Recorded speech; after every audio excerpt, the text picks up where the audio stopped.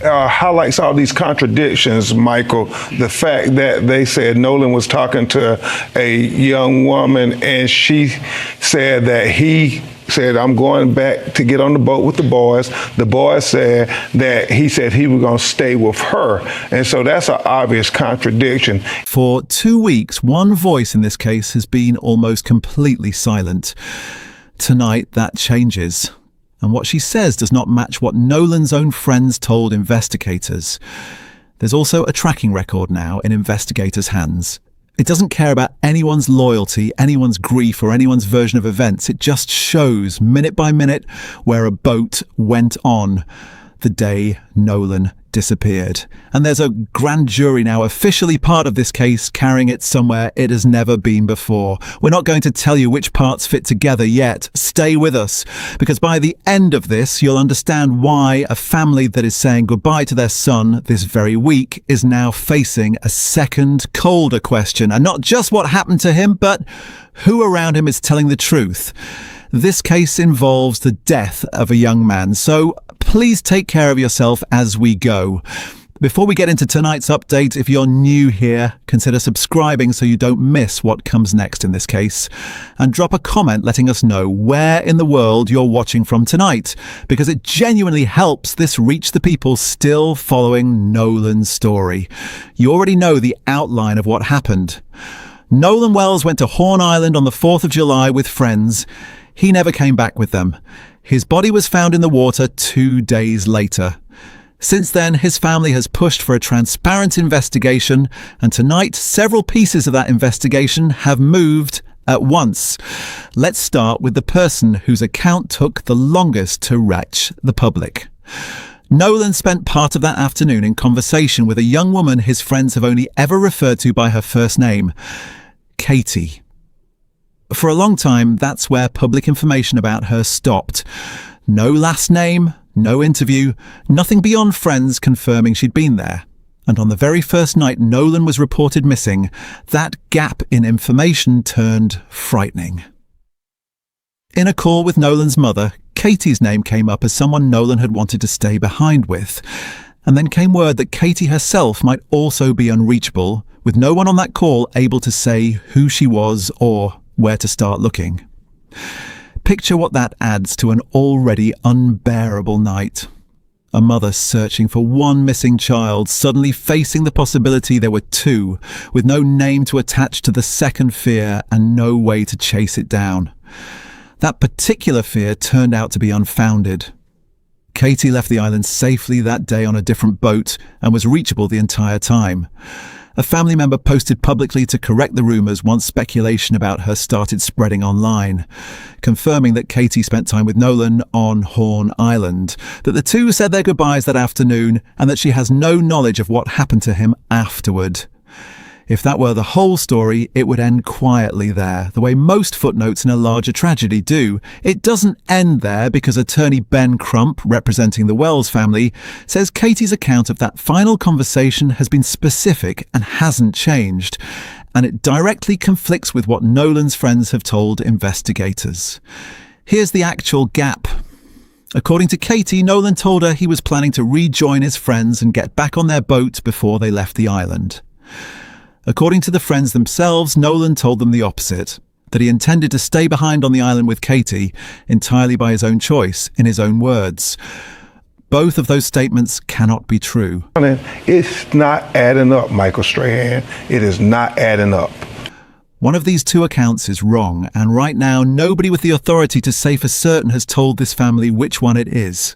Nolan's best friend, Javen Williams, who was also on the island that day, has told local reporters he last saw Nolan sometime after 4 in the afternoon, that Nolan was hanging out with Katie and the rest of the group, and that both of them had left their phones behind on the boat. And the mother of another friend who was on that boat, a Jackson County judge, has publicly defended her son's version of events, saying in a post online that Nolan was last seen around 3 that afternoon, that the boat left around 4:30, and that it left because the boat itself had started taking on water. Audio later obtained by NBC News captured that moment. One of the boys on the boat radioing for emergency help, saying the boat was going down and asking for a tow, while confirming everyone aboard was safe. That call explains why the boat left when it did. It does not explain on its own which version of Nolan's last words is the true one. Think about what that specific uncertainty does to two parents. Grief has a shape to it. It's the loss of someone you loved. This is something else. It's not knowing your own son's actual last decision. Did he choose to stay? Or did he intend to come home and something got in the way? For most families, that would be an easy thing to piece together from a dozen small confirmations nobody ever thinks twice about. For Nolan's parents, it has become the single hardest unanswered question in this entire case. Beyond that central contradiction, Nolan's family has raised a handful of smaller details. The kind that wouldn't make a headline on their own, but that add weight the longer you sit with them. According to the family, there's been confusion around the exact clothing Nolan was wearing that day, conflicting with what was initially reported. According to the family, there was also an unexplained delay in getting some of Nolan's belongings back from a friend's house in the hours before his body was found. The kind of delay that, to two parents already desperate for a straight answer, didn't feel like coincidence. And according to a family friend who helped track down Nolan's phone, his usual near-daily social media activity went completely silent in the 24 hours before he disappeared, which everyone close to him agrees was out of character. To be clear, these details have been raised by the family publicly. They have not been independently confirmed by outside investigators, and no one is presenting them tonight as proof of anything. On their own, a pair of shorts, a set of house keys, or a quiet phone could each have a simple explanation. But this is a family working almost entirely from other people's memories of a day their son can no longer describe for himself, and once you're in that position, even small inconsistencies stop feeling small. That's part of why they say they cannot simply accept the official account as finished. Now to the part of this story that isn't built on anyone's memory, anyone's loyalty, or anyone's account at all. The boat's own tracked movements, pulled from the Mississippi Department of Marine Resources. At 9:56 in the morning on July 4th, the boat carrying Nolan and his friends left its dock in Ocean Springs. By 11:14, it had reached Horn Island. For several hours after that, the group stayed together on the island, the same way countless other families were spending that same holiday afternoon along that same stretch of coast. Nolan was last seen around 3 o'clock. At 4:31 that afternoon, the boat left Horn Island. Nolan was not on it. From there, the record gets more complicated than a simple trip home. The boat first returned to its original dock. Then, instead of staying there for the night, it kept moving. At 5:52, it travelled into Fort Bayou. By 6:06, it was back at the dock again. Later that night at 7:19, its tracked position shifted once more to the Fort Bayou boat launch, where it was taken out of the water entirely and moved over land, almost certainly towed by a vehicle, to a residence in Biloxi belonging to the boat's owners.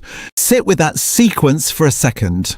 Not one direct trip home, but 4 separate, automatically recorded movements after the moment Nolan was left behind, spanning several hours and ending more than 70 miles from where the day started. That record confirms, without question, that the boat left the island without Nolan at 4:31. Everything that happened in the hours after is still the part investigators are working to fully explain, and it's worth saying plainly. The Mississippi Department of Marine Resources report notes that the boat's owner, his mother, and another person who was with Nolan that day have all been cooperating with investigators throughout. There's also a smaller window inside this timeline that people who've studied the GPS data closely keep circling back to. The roughly 90 minutes between Nolan's last reported sighting around 3 o'clock and the boat actually pulling away at 4:31. Investigators haven't publicly labelled that stretch as anything unusual, and it isn't hard to imagine an ordinary explanation. Packing up, saying goodbyes, dealing with a boat that was starting to take on water. But for a family without access to anything except timestamps, even an ordinary 90 minutes becomes something they turn over again and again, trying to picture what it actually looked like from the inside. It's also worth noting what this GPS record does not do. It doesn't say where Nolan was during any of those hours after the boat left, and it doesn't explain how he ended up in the water off the island 2 days later.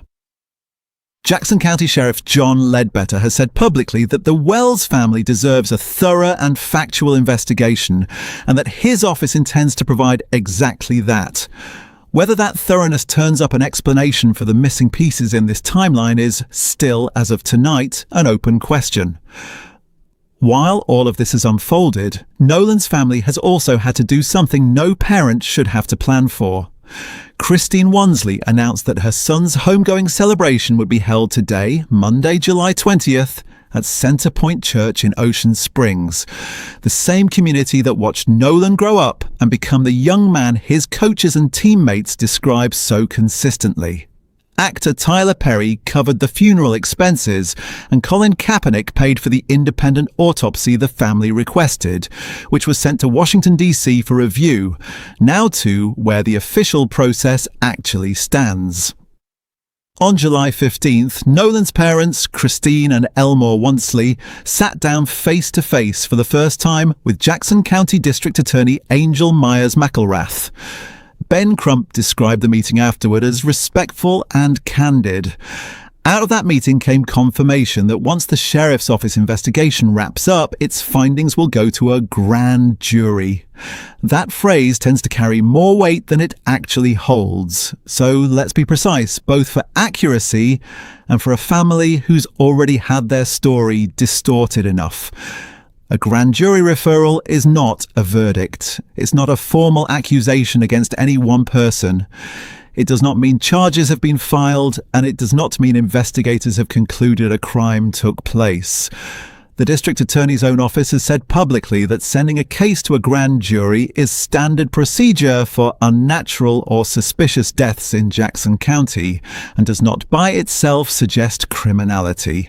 It's also worth being straightforward here.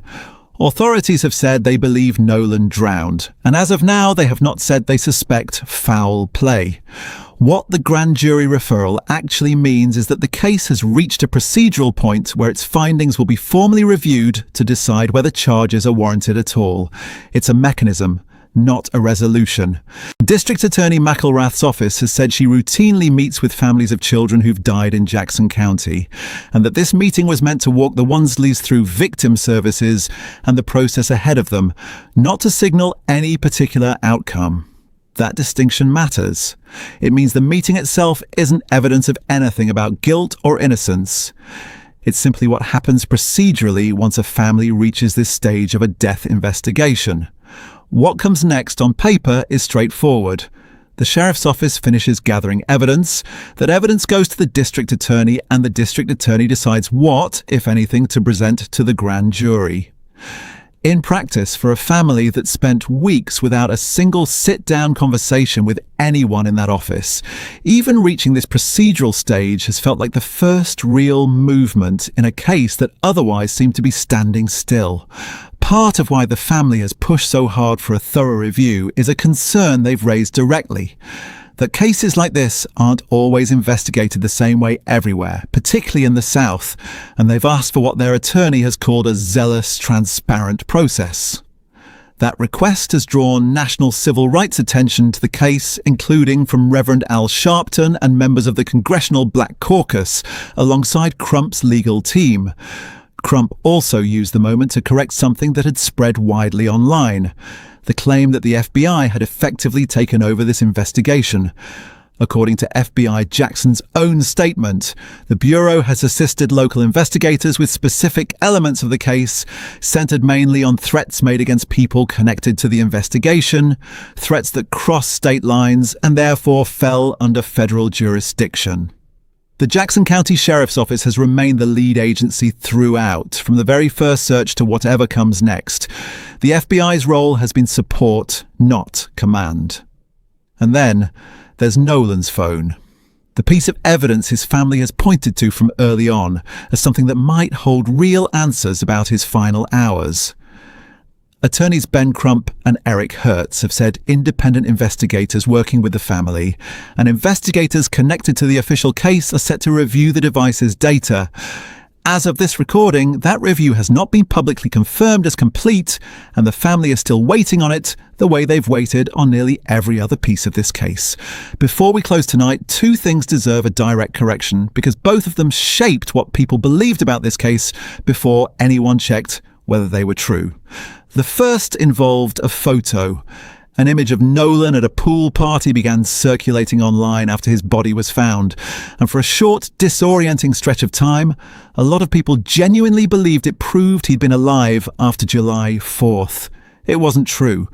Rolling Stone confirmed, through photo metadata and an account from his friend Traxton Shepard, that the picture was actually taken on June 27th, a full week before Nolan ever went to Horn Island, and had simply been uploaded online after his death, which is what caused the confusion. The second involved a video. Many believed it captured Nolan in an argument shortly before he disappeared. Shepard addressed that one directly too, confirming the voice heard yelling in that recording was his own, not Nolan's, and that he doesn't believe Nolan even appears in the footage. Nolan's mother has publicly asked people to stop spreading unverified claims like these, while the family is still trying to get real answers. What's left once you strip both of those away is what was always underneath them. An unresolved contradiction between two first-hand accounts of Nolan's last known words. A tracked timeline that raises real questions investigators still haven't answered. And a family still waiting, patiently and publicly, for someone with actual authority to give them something more solid than theories. This case is still open. It remains, in every sense, unfinished. The grand jury hasn't concluded anything yet. The review of Nolan's phone hasn't been confirmed as finished.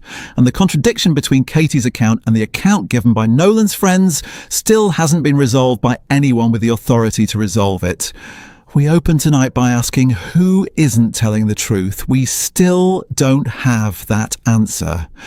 What we do have is this: a contradiction that hasn't been explained, a GPS record that's confirmed but is still incomplete, and a grand jury process that's moving but hasn't reached a conclusion. Underneath the legal language and the timestamps, there's still just a family in a small Mississippi community trying to understand how a holiday boat trip with friends ended with their son gone. Nothing about a grand jury referral changes that yet. Nothing about a phone review changes that yet. Those are steps toward an answer this family hasn't received. Somewhere in Ocean Springs today, a mother is standing in a church saying goodbye to her son she still doesn't fully understand losing. A father is still replaying a driveway, a set of belongings that took too long to hand over, a phone call he overheard. And a young woman named Katie, who never asked to become part of a national story, is living with the knowledge that her final conversation with Nolan Wells has become one of the most scrutinized exchanges in the country. Even though, by every account so far, she has done nothing but tell investigators what she remembers, that part is easy to lose underneath the grand jury language and the GPS timestamps. It shouldn't be. If this laid the case out more clearly than what else you've seen on it, consider subscribing so you catch the next confirmed update the moment it happens, and let us know in the comments which unanswered piece matters most to you. The beach conversation, the GPS timeline, or the smaller details this family still can't explain. This case involves the death of a young person and touches on grief, uncertainty, and online misinformation that has affected real people. If any part of this affected you, please take care of yourself, lean on people you trust, and treat everyone connected to this story, including those still waiting for answers, with the same care you'd want shown to your own family.